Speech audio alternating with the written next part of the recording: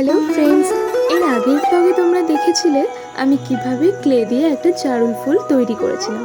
তো চলো আজকে দেখে নেওয়া যাক ফুলটাকে কালার করা।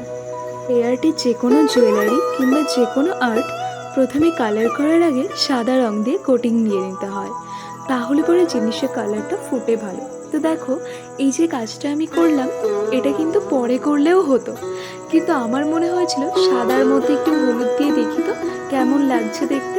তো খুব সুন্দর লাগছিল। তো এরপর আমি ফুলটাকে কালার করে নেব। তো আমার কাছে কিন্তু বেগুনি রং ছিল না, সেক্ষেত্রে আমি কি করেছিলাম, red, white and dark blue নিয়ে তিনটে রং মিশিয়ে নিয়ে আমি এই কালারটা নিয়ে এসেছিলাম। ফুলটার ফাইনাল লুকটা তোমাদের কেমন লাগলো অবশ্যই কিন্তু আমায় কমেন্টে জানাবে। ভিডিওটা ভালো লাগলে একটা লাইক করে কমেন্ট করো আর চ্যানেলটাকে সাবস্ক্রাইব করে দিও।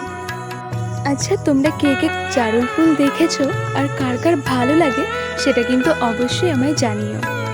তো চলো ভিডিওটা না টেনে শেষ পর্যন্ত দেখতে থাকো। ভিডিওটা করতে আমার অনেকটাই সময় লেগেছিল, আমি যতটা সম্ভব পেরেছি সেটাকে ছোট্ট করে দেখানোর। তো জানো তো, এখন আমার সেকেন্ড সেমিস্টারে এক্সাম আছে, কিন্তু তারপরেও আমার কেন জানি না এই কাজটার প্রতি এত ভালোবাসা তৈরি হয়ে গেছে যে আমি পড়ার ফাঁকে ফাঁকে কিছুটা সময় বার করে এটা করে নিচ্ছি।